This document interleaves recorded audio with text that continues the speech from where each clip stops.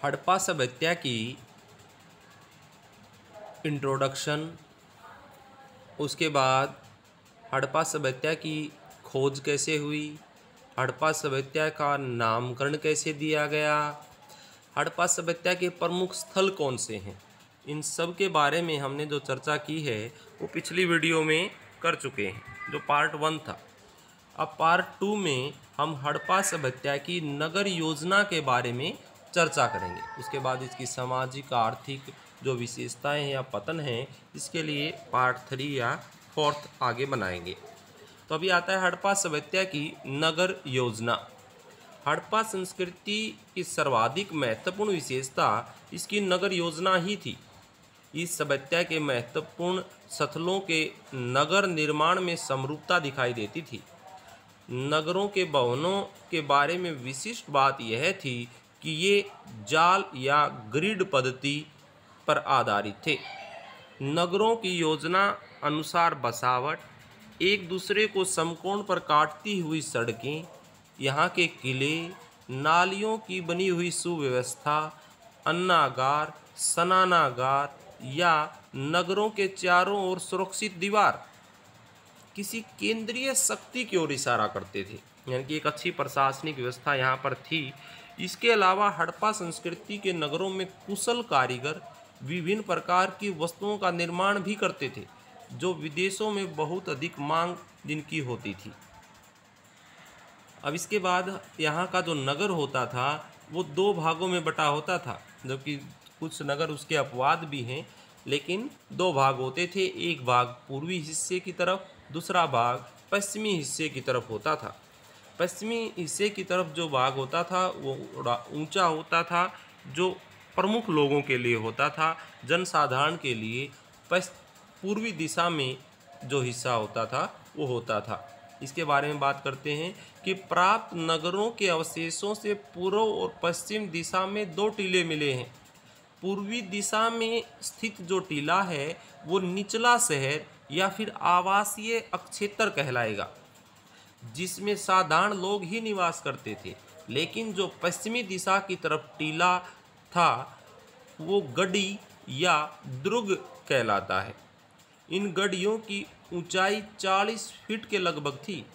इसमें सार्वजनिक भवन, स्नानागार, अन्नागार आदि बने होते थे। अब लोथल एवं सुरकोटदा दुर्ग के जो दुर्ग और नगर हैं, यानी कि जो पूर्व और पश्चिमी अक्षेत्र हैं, दोनों ही रक्षा प्राचीर से घिरे हुए हैं। या कहें कि लोथल नगर जो है उसको दुर्ग या निचले शहर में बांटा हुआ ही नहीं था। यह नगर आयताकार में स्थित है। पूरी हड़प्पा जो सभ्यता है उसका आकार भी आयताकार है और लोथल नगर का जो आकार है वो भी आयताकार। इसके चारों ओर ईंटों की दीवार बनी हुई थी, यानी कि चारों तरफ एक रक्षा परिचीर था जो ईंटों की दीवार से बना हुआ था। लेकिन दूसरी तरफ धोलावीरा नगर जो गुजरात में पड़ता है, यह 3 भागों में बटा हुआ था। यहाँ के ज़्यादातर जो नगर या शहर थे वो 2 भागों में बटे हुए थे, लेकिन लोथल 2 भागों में बटा हुआ नहीं था, लेकिन धोलावीरा 3 भागों में बटा हुआ था। यहाँ के जो मकान होते थे, मकानों के बारे में चर्चा करते हैं। यहाँ प्राप्त मकानों के अवशेषों से स्पष्ट होता है कि प्रत्येक मकान के बीच में एक आंगन होता था। आंगन के चारों ओर बड़े कमरे, रसोई घर एवं स्नानागार के साथ बने होते थे। जो बड़े कमरे थे वो रसोई घर एवं स्नानागार के साथ ही बनते होते थे। ये आवासीय नगरों की बात हम कर रहे हैं कि साथ कुछ अन्य भवन भी या मकान भी होते थे। घरों में कुओं के साक्ष्य भी मिले हैं। स्नानागार गली की ओर बने होते थे। कुछ बड़े आकार के भवन मिले हैं जिसमें 30 कमरे तक बने होते थे, जो अलग से होते थे। भवन आवासीय भवनों से अलग होते थे, जिनके 30-30 कमरे भी प्राप्त हुए हैं। 2 मंजिले भवन के भी प्रमाण मिलते हैं। घरों के दरवाजे एवं खिड़कियां सड़क की ओर न खुलकर पीछे की ओर खुलती थी। भवन निर्माण में प्रयुक्त ईंटों का आकार 20.50 इंच लंबाई 10.50 इंच, चौड़ाई और ईंट की जो ऊंचाई होती थी वो 3.25 या 3.25 इंच होती थी। ईंटों के निर्माण का एक निश्चित अनुपात था जो 4:2:1 था। यहाँ पर मिले भवन अलंकरण रहित हैं। केवल कालीबंगा इसका अपवाद है जिसके फर्श के निर्माण में अलंकृत ईंटों का प्रयोग किया गया था। हवा व रोशनी के लिए हड़प्पा वासी अपने मकान में बड़े बड़े दरवाजे, खिड़कियां तथा रोशनदान लगाते थे। हड़प्पा की भवन निर्माण कला की प्रमुख विशेषता यह थी कि घरों के दरवाजे तथा खिड़कियां मुख्य सड़कों की तरफ न खुलकर गली की तरफ खुलती थी। परंतु लोथल इसका एक अपवाद है। लोथल में दरवाजे व खिड़कियां मुख्य सड़क की तरफ ही खुलते थे। मकानों का गंदा पानी निकालने के लिए लोगों ने नालियों की व्यवस्था कर रखी थी। उसके बाद यहाँ पर जो अन्य आवासीय भवनों के अतिरिक्त अन्य जो भवन होते थे उनका एक स्वरूप होता था। तो भवनों में ये कहता है कि कुछ कच्ची ईंट व पक्की ईंटों का प्रयोग होता था। छोटे व बड़े सभी प्रकार के भवन होते थे। 1 मंजिल व 2 मंजिल भी भवन होते थे। भवन निर्माण में सिंधु सभ्यता के लोग काफ़ी दक्ष थे। इसकी जानकारी प्राप्त अवशेषों से होती है। भवनों का निर्माण भी सुनियोजित ढंग से किया जाता था। प्रकाश की व्यवस्था के लिए रोशनदान और खिड़कियां भी होती थी। भवनों में रसोई घर, स्नान घर व आंगन भी होते थे एवं भवन कई मंजिल होते, जो मैंने पहले ही बताया कि 1 मंजिल या 2 मंजिला भी भवन यहाँ पर होते थे। हड़प्पा सभ्यता में आवासीय भवन के अतिरिक्त कुछ अन्य भवन भी होते थे जिसमें अन्नागार व स्नानागार शामिल हैं। इसमें बारे में हम चर्चा करते हैं। विशाल स्नानागार भवनों में सबसे प्रमुख आता है विशाल स्नानागार जो मोहनजोदड़ो में प्राप्त होता है, जो पाकिस्तान में है। मोहनजोदड़ो में उत्खनन से एक विशाल स्नानागार मिला है। स्नानागार के बीच में एक तालाब भी है। पूरा जो एक एरिया है जहाँ पर कमरे वगैरह, गैलरी, बरामदे, हर चीज़ होती थी, पूरे को स्नानागार बोलते हैं। और अंदर एक स्नान कुंड या तालाब मिला है जो अलग से है, जहाँ पर स्नान किया जाता था। इसके अतिरिक्त जो सामूहिक रूप से स्नान होता था, इसके अतिरिक्त कुछ कमरे भी होते थे जहाँ पर अलग से स्नान किया जाता था। तो इसमें कहता है कि स्नान कुंड से बाहर जल निकासी की उत्तम व्यवस्था थी। स्नानगार जो बड़ा एरिया था के निर्माण के लिए उच्च कोटि की सामग्री वगैरह या प्रयोग किए गए हैं। जो तालाब वगैरह था उसके भी निर्माण के लिए चूना व तारकोल का प्रयोग किया गया है, यानी कि पक्के इसको किया गया है। इस विशाल स्नानागार का बाहरी आवरण, जो बिल्कुल स्नानागार का पूरा एरिया है, उसकी जो बाहरी दीवारें हैं, जो पूरी लंबाई और चौड़ाई है, उसके बारे में ये बात कर रहा है। तो 180 फीट लंबा और 108 फीट चौड़ा विशाल जो पूरा स्नानागार, पूरा एरिया आता था। इसके अतिरिक्त ये कहता है 80 फीट की मोटी दीवार होती थी जिसकी बीच ईंटों का एक तालाब भी होता था। कहता है स्नानागार में एक तालाब है जिसकी लंबाई 11.88 मीटर या 39 फीट है, या उस तालाब की चौड़ाई 7.01 मीटर या 23 फीट है। उसकी गहराई 2.43 मीटर या 8 फीट है। तालाब में नीचे तक पहुंचने के लिए सीढ़ियां बनी हुई थी। तालाब के चारों ओर गैलरी बनी हुई है जिसकी चौड़ाई 15 फीट है और इसमें 8 कमरे भी हैं। शायद इन कमरों में गर्म पानी की व्यवस्था थी। तालाब के पास एक कुआं भी है जो यहाँ पानी भरने के काम आता होगा। विशाल तालाब धार्मिक स्थान के रूप में प्रयोग किया जाता होगा, तो यह एक धार्मिक स्थल के रूप में भी हो सकता है। इसके बाद कहता है कि अन्नागार, जो अन्न के भंडार वगैरह जहाँ पर होते थे, अन्नागार। हड़प्पा नगर के उत्खनन में यहाँ के किले के राजमार्ग में दोनों ओर 6-6 पंक्ति वाले अन्न भंडार के अवशेष मिले हैं। अन्न भंडार की लंबाई 18 मीटर व चौड़ाई 7 मीटर थी। इसका मुख्य द्वार नदी की ओर खुलता था। ऐसा लगता है कि जलमार्ग से अन्न लाकर यहाँ एकत्रित किया जाता था, क्योंकि जलमार्ग से आयात किया जाता था यहाँ पर। संभवतः उस समय इस प्रकार के विशाल अन्न भंडार ही राजकीय कोषागार के मुख्य रूप थे।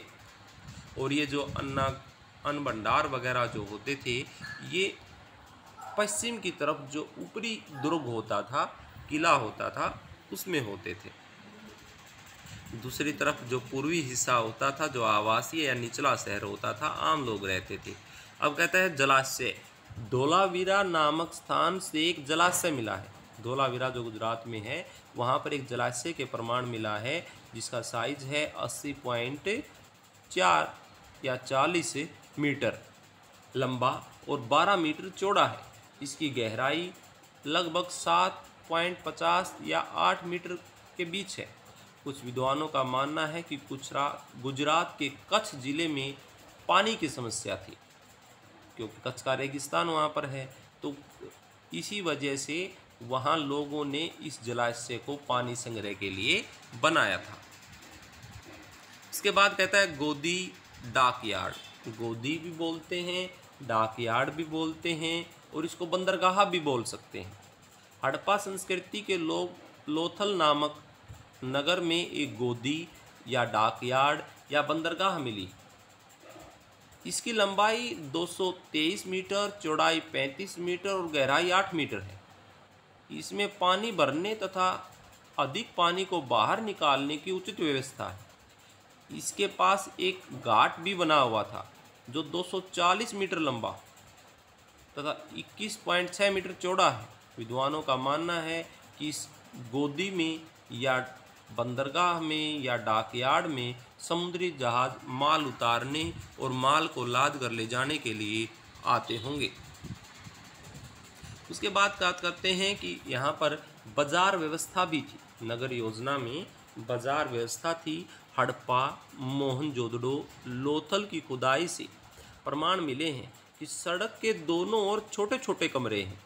इससे अनुमान लगाया गया कि यह दुकान होंगी। व्यापारी लोग इन दुकानों में प्रतिदिन प्रयोग होने वाली वस्तुएं बेचते होंगे। इन दुकानों के पास कुछ गोदाम भी प्राप्त हुए हैं। हड़प्पा संस्कृति के नगरीय सभ्यता थी, और इसीलिए यहाँ बाजार और गोदाम अवश्य ही होंगे।